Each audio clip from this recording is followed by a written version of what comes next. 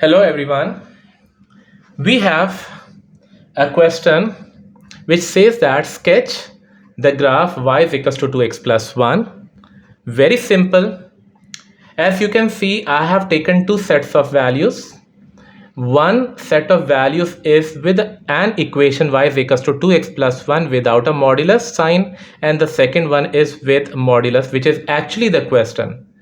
In the paper you don't have to write this one. I have just written it so that we could make a clear observation what is the difference between if it is a modulus sign or if it is not a modulus sign. What is the difference between the two graphs?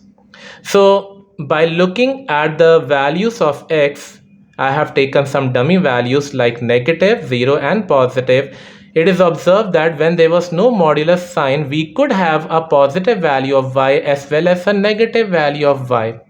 But when it was modulus sign, it was observed that no matter you take x negative, 0 or positive, but the y will always be positive. Why? Because y is equal to a complete modulus, and this modulus is never negative, it is always positive. The minimum value a modulus could have is 0. That means it could have a minimum value 0 or just a positive, never negative. If we just look at the graph and use all these points and draw the graph, we will have this line.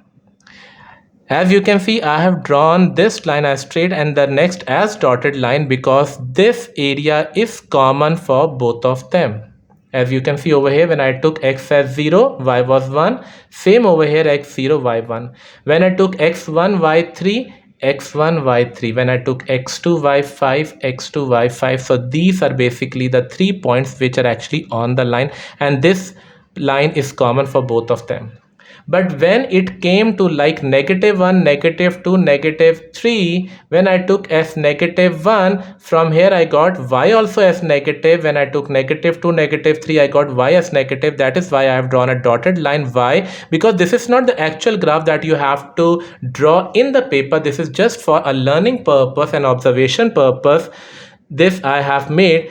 Over here, when x was negative, y became negative. So this was actually the line if there wouldn't have been a modulus sign, because we had a modulus sign for the same x -3. We had -5 over here, but over here we had +5. That is why the same graph had a mirror image over here, and the graph was like bounced back from the x-axis.